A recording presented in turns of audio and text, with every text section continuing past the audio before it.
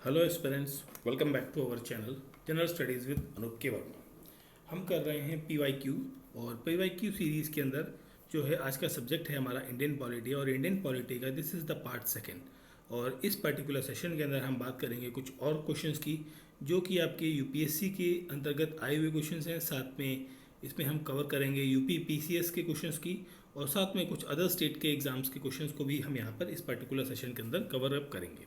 ठीक है। जैसे कि एक स्टूडेंट की मेरे पास मैसेज आया था कि उसको साउथ के जो कर्नाटका तमिलनाडु इन स्टेट के जो पीसीएस के एग्ज़ाम्स हैं उनके क्वेश्चंस भी चाहिए। तो वो क्वेश्चंस भी मैं धीरे धीरे अपलोड करूँगा साथ में। ठीक है। तो बहुत सारे स्टेट एग्ज़ाम्स हुए हैं तो उनको कवर करने में थोड़ा टाइम तो लगेगा। डेफिनेटली उन सभी क्वेश्चंस को भी मैं यहाँ पर कवर अप करूँगा। ठीक है। तो बढ़ते हैं अपने पहले क्वेश्चन की तरफ जो हमारे पार्ट 2 का है इंडियन पॉलिटी पीवाईक्यू का। सो देखिए यहाँ पर जो सबसे पहला क्वेश्चन आपको यहाँ सॉरी ये क्वेश्चंस कुछ ज़्यादा ही आगे भाग गए, एक सेकंड। हाँ जी, देखिए ये जो पहला व्हाट हैपनिंग।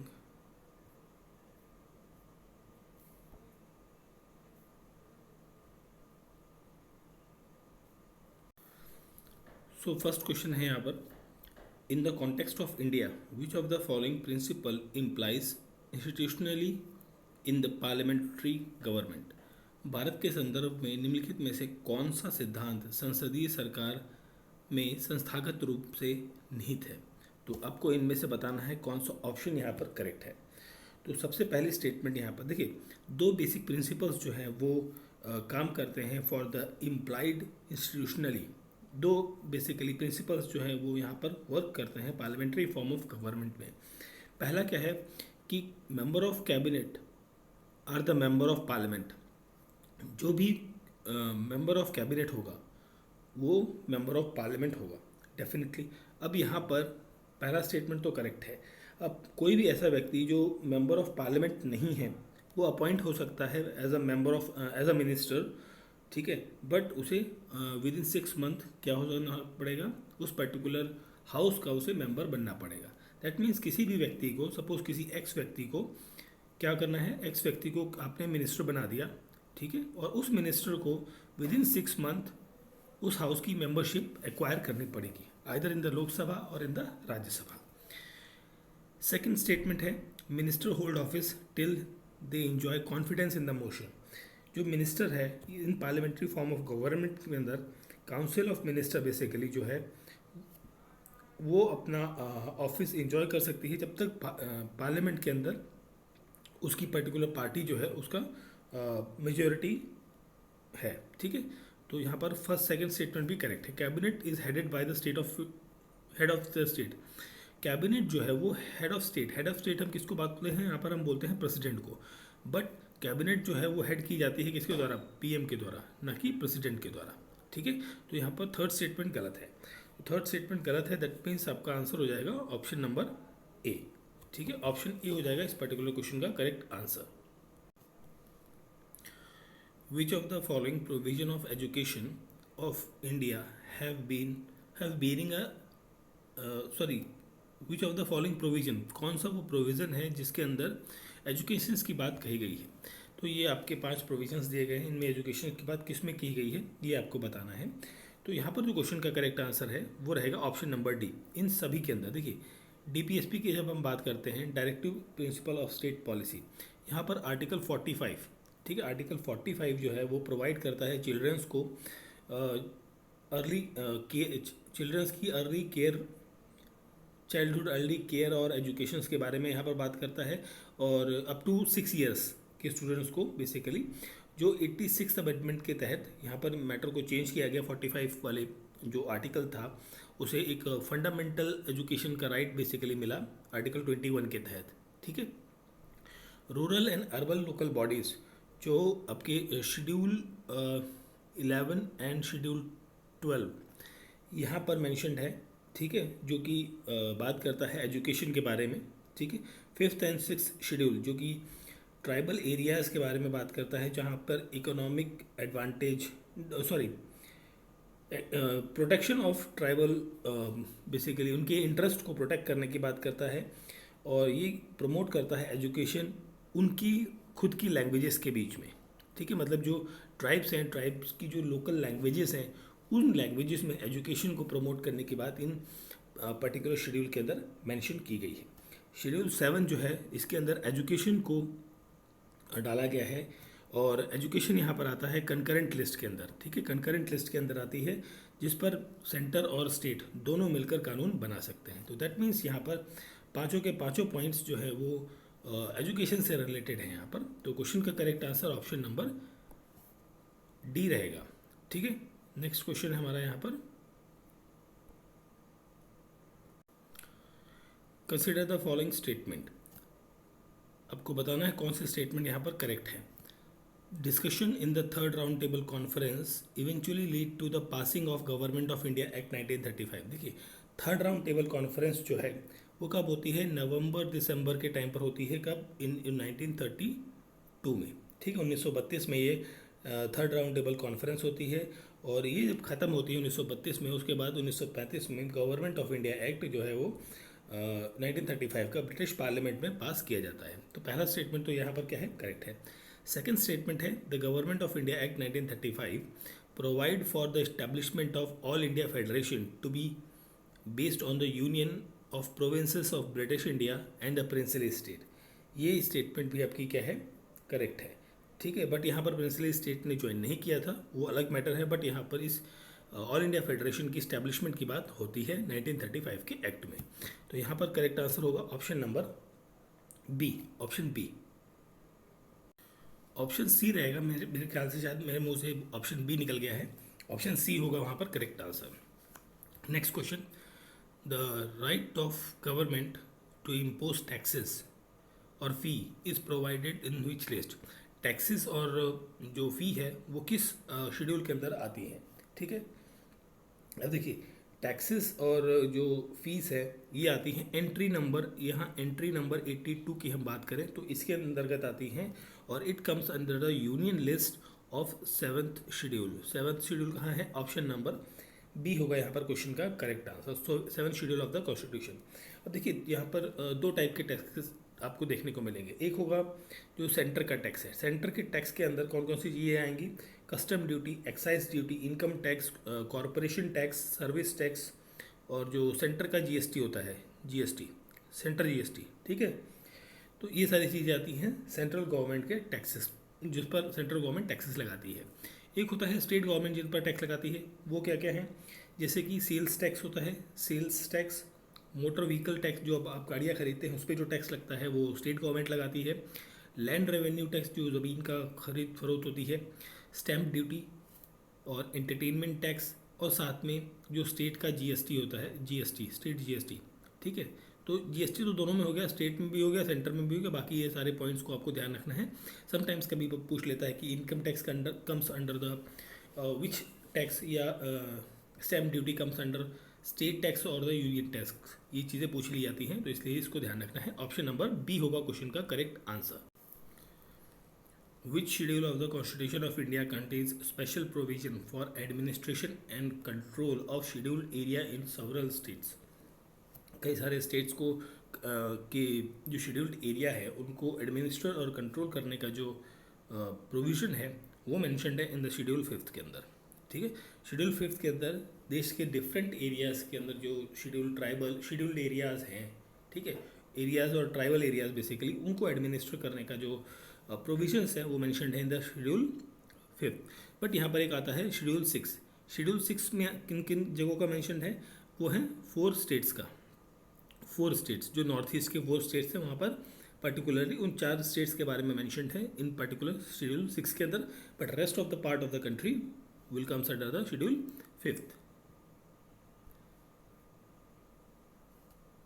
नेक्स्ट क्वेश्चन है हमारा, आर्टिकल 371 टू 371A, सॉरी ये क्या हो गया, ओके, देखिए, article 371A to 371I were inserted in the constitution to meet the regional demand of this particular states, ठीक है। पहली बात तो ये पूछी गई है, बिल्कुल ये आपका जो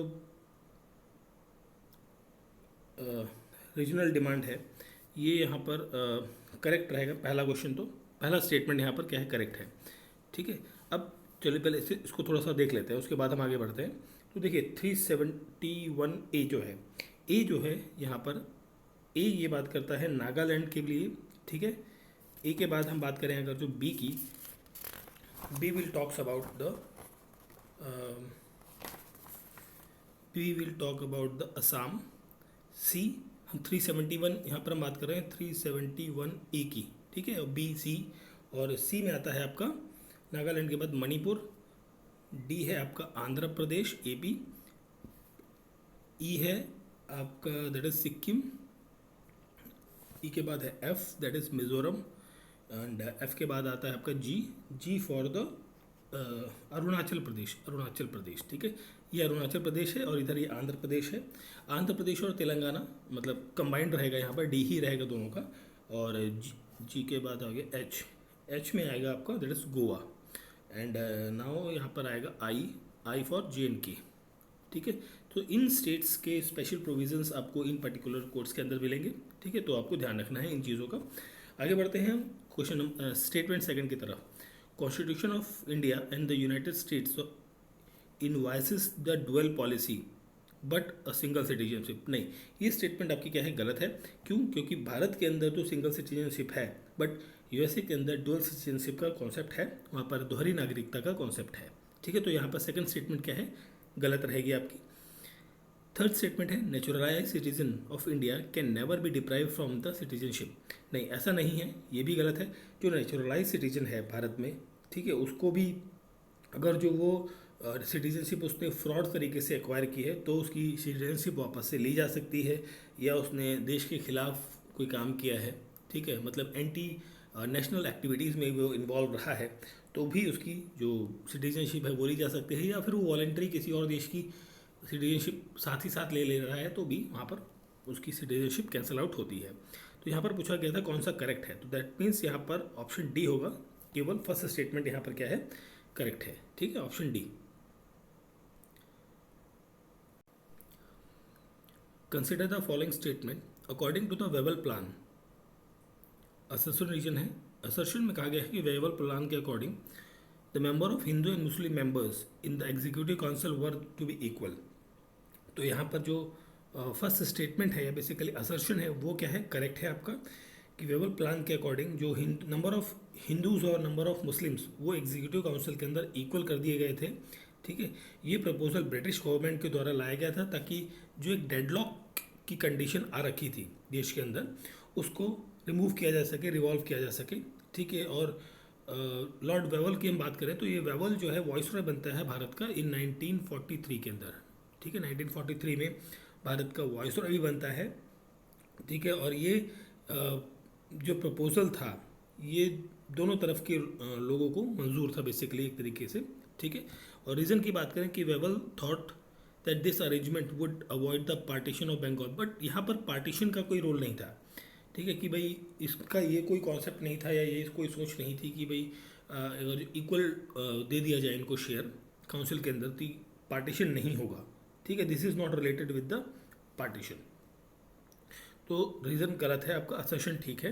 तो that means option number C होगा यहाँ पर क्वेश्चन का करेक्ट आंसर, ठीक है। Assertion assertion is true and reason is false.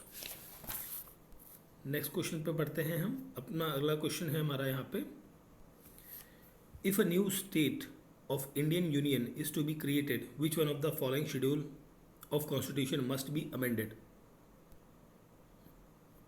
कहाँ गया क्वेश्चन, हमारा क्वेश्चन भाग जाता है बार बार, ठीक है। कौन सा शेड्यूल अमेंड किया जाएगा, ठीक, तो ये होगा आपका फर्स्ट शेड्यूल यहाँ पर अमेंड किया जाएगा। एंड यहाँ पर जो आर्टिकल्स आते हैं 1, 2, 3 एंड 4 फर्स्ट शेड्यूल के अंदर बेसिकली ये 4 आर्टिकल्स हैं, ठीक है। और इसमें list of state and union territories and their territory and Capitals ये सारी चीज़ें यहाँ पर मेंशन्ड हैं। फर्स्ट शेड्यूल के अंदर का जो हम बात करें तो India as a union of state mention किया गया है। आर्टिकल सेकेंड आर्टिकल के अंदर एडमिशन या फिर इस्टेब्लिशमेंट ऑफ न्यू स्टेट उसकी बात कही गई है। एंड थर्ड के अंदर बात की गई है कि नए स्टेट का फॉर्मेशन करना है या फिर एक स्टेट से अल्टर करके दूसरा स्टेट बनाना है। इस तरीके से बाउंड्रीज का डिस्ट्रीब्यूशन यहाँ पर किया जाएगा। और फोर्थ आर्टिकल के तहत ये अलाउ किया गया है। क्रिएट किया जाएगा, ये अबॉलिश किया जाएगा किसको, जो लेजिस्लेटिव काउंसिल है किसी स्टेट की, जो विधान परिषद है, उसको बनाना या ख़त्म करने का जो प्रोविजन है, that has been come under the article 4। तो क्वेश्चन का correct answer option number A रहेगा यहाँ पर। ठीक है, नेक्स्ट क्वेश्चन है, नेक्स्ट क्वेश्चन हमारे यहाँ पर है, ये देखिए, ये आपको प्रियम्बल लिखा हुआ है, कंप्लीट प्रियम्बल लिखा हुआ है। We the people of India have solemnly resolved the Constitution of India into a sovereign, socialist, secular, democratic republic, and to secure all its citizens justice।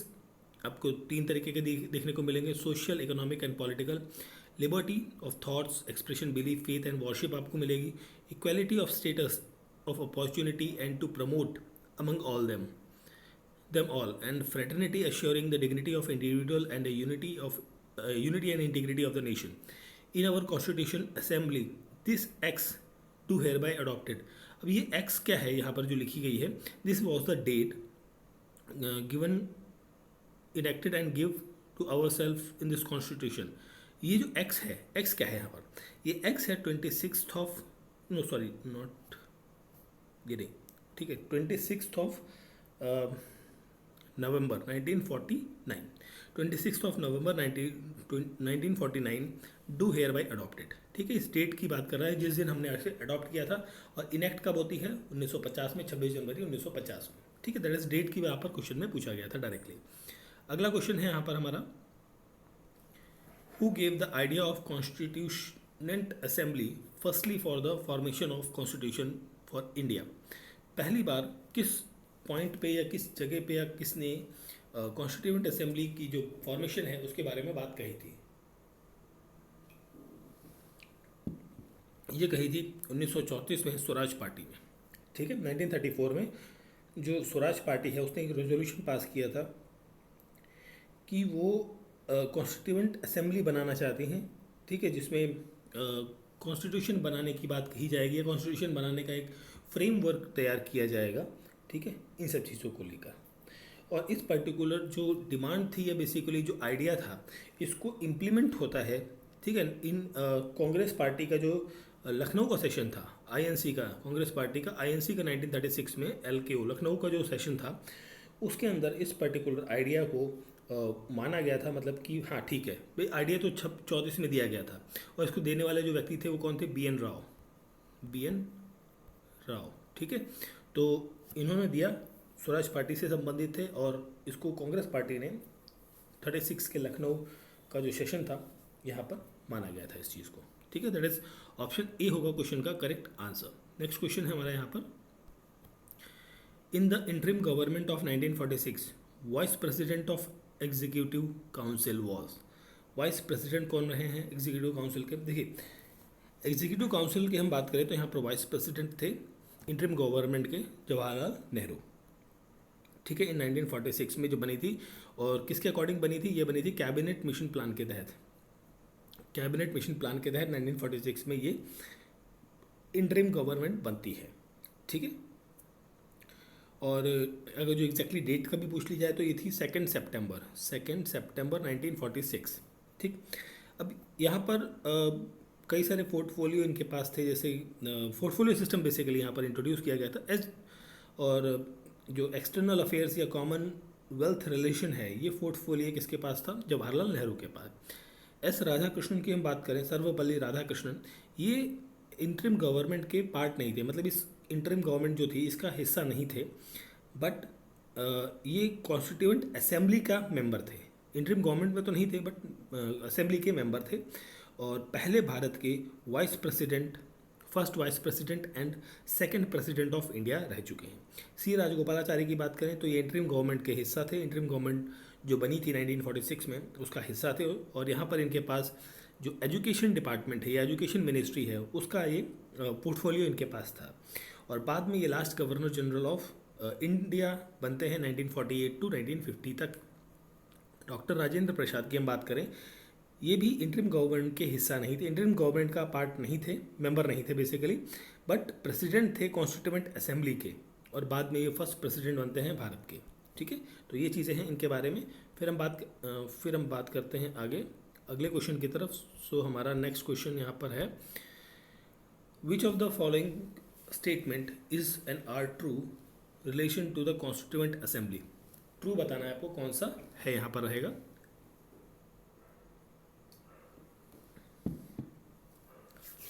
Which of the following statement is true. Okay, constituent assembly was based on the adult suffrage, मतलब जो वयस्क मताधिकार है उस पर आधारित था, बिल्कुल नहीं था ये तो। ठीक है, ये किस पर आधारित था, ये था बेसिकली यहाँ पर जो इनडायरेक्ट इलेक्शन हुए थे, ठीक है, चुना गया था indirectly on the basis of single transferable vote, ठीक है, जो प्रोपोर्शनल रिप्रेजेंटेशन के बेस पर होता है, उस पर यहाँ पर लोगों को चुना गया था indirectly. Assembly was result of direct election है, इनडायरेक्ट इलेक्शन था भाई, इनडायरेक्ट इलेक्शन था, ठीक है, कहाँ से, प्रोविंसेस से और प्रिंसली स्टेट से, ठीक। Assembly was a multi body member, यहाँ बिल्कुल ये तो करेक्ट है, मल्टी पार्टी बॉडी थी यहाँ पर कॉन्स्टिट्यूएंट असेंबली। यहाँ पर देखिए आईएनसी था, INC that is Indian national Congress साथ में थी, और ऑल इंडिया मुस्लिम लीग ये भी यहाँ पर साथ में थी, CPI communist party of India, and क्या नाम था इसका, अखिल भारतीय हिंदू महासभा, ठीक है, ये भी यहाँ पर कॉन्स्टिट्यूएंट असेंबली का हिस्सा थी। जनसंघ ये भी कॉन्स्टिट्यूएंट असेंबली का हिस्सा थी। सिख अकाली दल, सिख अकाली दल और कुछ इंडिविजुअल ग्रुप्स भी यहाँ पर इंटरिम गवर्नमेंट के हिस्से थे, ठीक है, यहाँ पर मल्टी पार्टी बॉडी थी, ये करेक्ट है। Assembly work through various committee, ये डिफरेंट कमेटीज़ के थ्रू वर्क कर रही थी। क्यों, देखिए इसके अंदर आपको देखने को मिलेंगे लगभग 8 मेजर कमेटीज़ यहाँ पर थी और 22 माइनर कमेटीज़ जो थी फॉर्म हुई थी, जो डिफरेंट सेक्शंस को या डिफरेंट एरियाज़ को यहाँ पर वर्क कर रही थी, ठीक है। तो सेकंड और थर्ड एंड फोर्थ ये दोनों चीज़ें करेक्ट हैं, दैट मीन्स ऑप्शन सी होगा यहाँ पर क्वेश्चन का करेक्ट आंसर। अब हम अगर जो थोड़ी सी बात कर ले इंटरिम गवर्नमेंट की, तो इंटरिम गवर्नमेंट ने 389 मेंबर्स जो हैं वो इनिशियली चुने गए थे, ठीक है, ठीक। अब इनमें से 389 में से 296 जो मेंबर्स हैं वो कहाँ से आते हैं, प्रोविंशियल असेंबली से आते हैं, और यहाँ पर 93 मेंबर्स जो आते हैं वो कहाँ से नॉमिनेट होते हैं, वो होते हैं प्रिंसली स्टेट से, ठीक। अब पार्टीशन जब देश का हो जाता है तो उस टाइम पर उसके बाद फिर ये 299 मेंबर्स की संख्या बचती है, ठीक। अब यहाँ पर जो प्रेसिडेंट हैं, ये जो कॉन्स्टिट्यूएंट असेंबली चल रही थी, तो यहाँ पर जो अध्यक्ष थे वो तो डॉक्टर राजेंद्र प्रसाद थे, ठीक।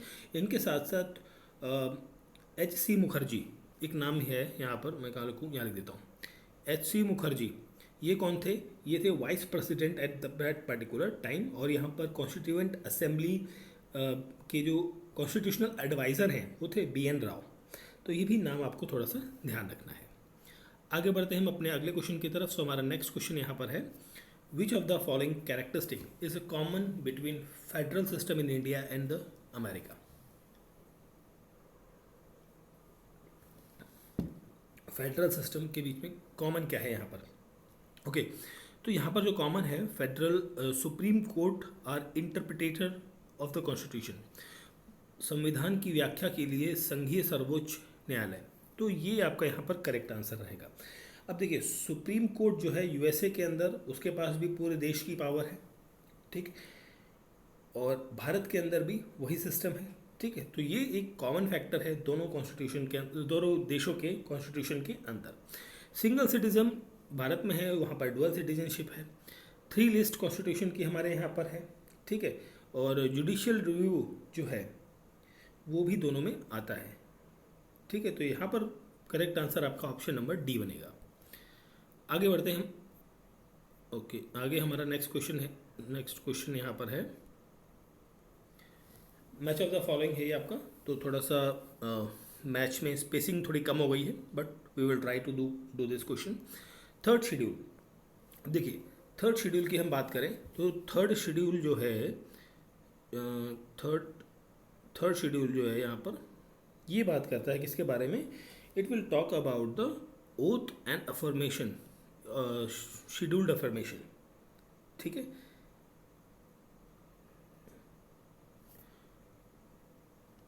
ए का सेकंड आपका कहाँ पर है, नहीं एक सेकंड, मैं कुछ गलत कर रहा हूँ,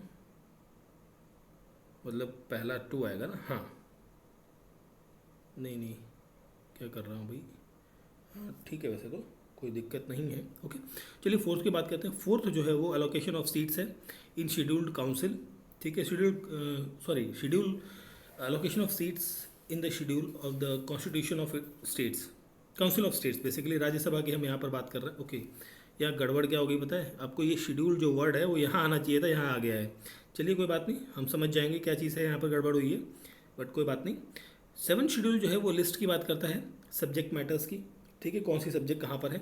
अब देखिए यहाँ पर यूनियन लिस्ट के अंदर 98 सब्जेक्ट्स हैं, स्टेट लिस्ट के अंदर आपकी 59 सब्जेक्ट्स हैं, एंड कंकरेंट लिस्ट के अंदर आपकी 52 सब्जेक्ट्स हैं। ये भी कभी कभी पूछ लेते हैं, तो आपको इसको ध्यान रखना है। और 8 शेड्यूल में आपकी 22 लैंग्वेजेस हैं, उनके बारे में यहाँ बात करी गई है। तो दैट मीन्स यहाँ पर अगर ऑप्शन नंबर आपका डी बनेगा मैच करेंगे तो।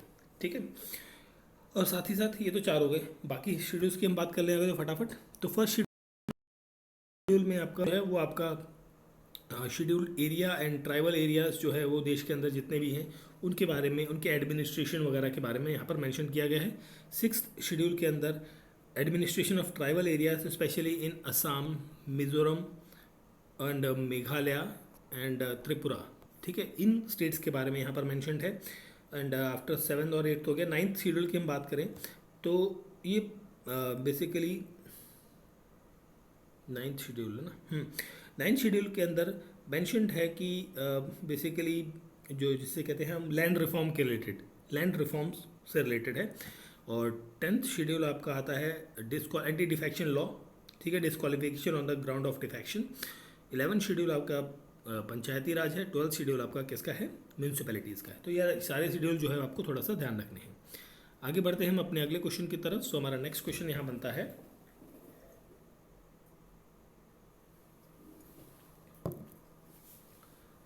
Consider the following subjects and arrange them in sequential order as mentioned in the constitution.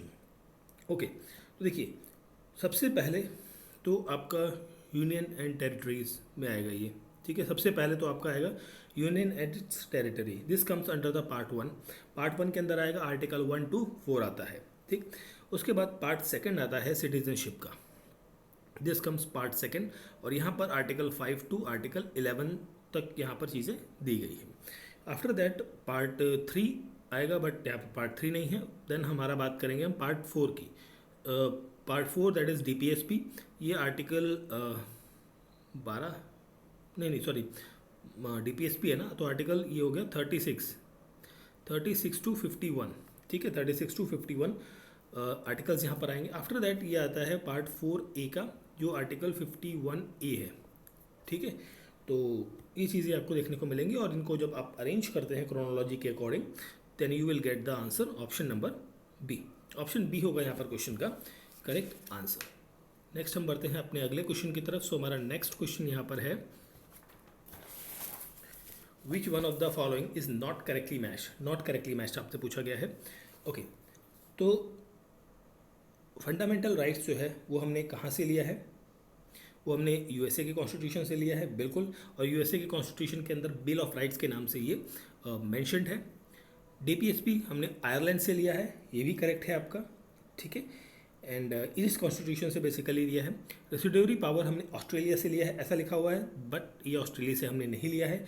It has been borrowed from the Canadian constitution. Canada के कॉन्स्टिट्यूशन से हमने इसे बोरो किया है, और कनाडा के कॉन्स्टिट्यूशन से हमने federation with a strong centre borrow किया है। और गवर्नर की जो अपॉइंटमेंट है बाय द सेंटर, ये जो कॉन्सेप्ट है ये भी हमने यहीं से लिया है। और एडवाइजरी ज्यूरिडिक्शन का जो कॉन्सेप्ट है सुप्रीम कोर्ट का, वो कॉन्सेप्ट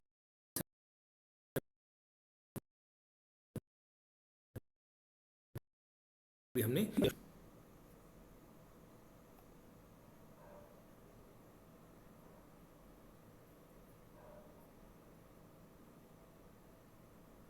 एक सेकेंड। ओके, नेक्स्ट क्वेश्चन है, ये आपका UPPSC 2019 का क्वेश्चन है। पब्लिक हेल्थ एंड सैनिटेशन किस लिस्ट के अंदर आता है। ओके, आपको बताना not correctly. Public health and sanitation it comes under the state list, जाहिर सी बात है। ठीक है, एंड सेंसस आपका यूनियन लिस्ट में आता है। Allocation of seats of the council of state, ये आपका सेकंड शेड्यूल में आता है? नहीं, ये सेकंड शेड्यूल में नहीं, ये आपका किस में आता है? फोर्थ शेड्यूल के अंदर आता है। डायरेक्ट क्वेश्चन है, ऑप्शन सी यहाँ पर होगा क्वेश्चन का correct answer. Anti defection law 10th schedule के अंदर मेंशन है। ठीक है, नेक्स्ट क्वेश्चन है हमारा यहाँ पर,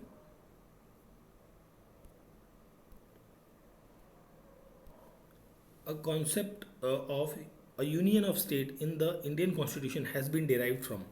concept of union of state, ये जो कॉन्सेप्ट है ये कहाँ से लिया है? ये लिया हमने ब्रिटिश नॉर्थ अमेरिकन एक्ट से।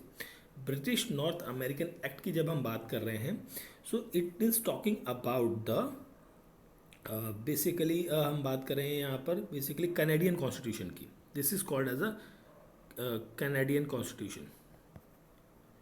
कैनेडियन कॉन्स्टिट्यूशन की हम यहाँ पर बात कर रहे हैं। ठीक है, तो वहाँ से हमने इसे बोरो किया है। Next question, which of the following are enshrining in the third schedule of the constitution of India. Third schedule के अंदर कौन सी चीज़ यहाँ पर मैंशनड है? ओके, थर्ड शेड्यूल की जब हम बात कर रहे थे तो हम ओथ वगैरह की बात कर रहे थे। तो पहला स्टेटमेंट है form an oath of office of minister of the union. बिल्कुल, यूनियन मिनिस्टर की जो ओथ है वो वहाँ पे थर्ड शेड्यूल में आती है। सेकंड स्टेटमेंट है कि chief justice of supreme court, उनकी भी ओथ जो है वो थर्ड शेड्यूल के अंदर ही मैंशनड है। थर्ड शेड्यूल है ना, ओके। एंड थर्ड स्टेटमेंट है कि oath of the president of India. Oath of president of India जो थर्ड शेड्यूल में नहीं है, इसके लिए स्पेशल आर्टिकल है, वो आर्टिकल है 60। आर्टिकल 60 के अंदर ये चीज़ मैंशनड है, नॉट इन थर्ड शेड्यूल। तो यहाँ पर ये गलत हो जाता है। और मेंबर ऑफ पार्लियामेंट की जो ओथ है वो कम आती है। एमपीज़ की ओथ जो है वो आपकी थर्ड शेड्यूल के अंतर्गत एंटर करती है। ठीक है, तो यहाँ पर जो आंसर रहेगा 1, 2 and 4, that is option C रहेगा क्वेश्चन का correct answer. Now coming to the question next question, केलियो case is related to which of the following schedule of the constitution. केलियो केस जो है ये वर्सेस केलियो केस जो था ये वर्सेस था आपका गवर्नमेंट ऑफ तमिलनाडु या स्टेट ऑफ तमिलनाडु केस था 2007 के अंदर। इस केस में क्या होता है, ये एक लैंडमार्क जजमेंट था बेसिकली।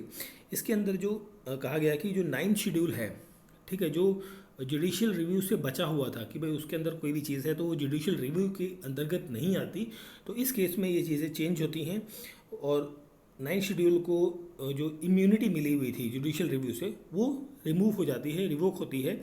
और यहाँ पर सुप्रीम कोर्ट कहता है कि 9th शेड्यूल के अंदर अगर जो कोई चीज़ बेसिक स्ट्रक्चर ऑफ कॉन्स्टिट्यूशन को हार्म करेगी तो it comes under the judicial review, तो भैया वो हमारे अंडर आ जाएगी। तो ये चीज़ें यहाँ पर देखने को मिलती हैं। तो यहाँ पर 9th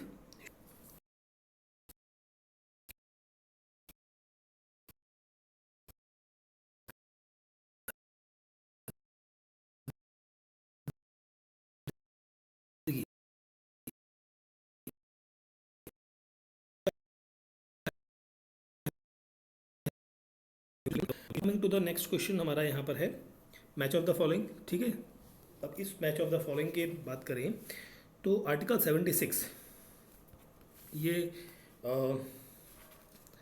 ये बात करता है अटॉर्नी जनरल ऑफ इंडिया की।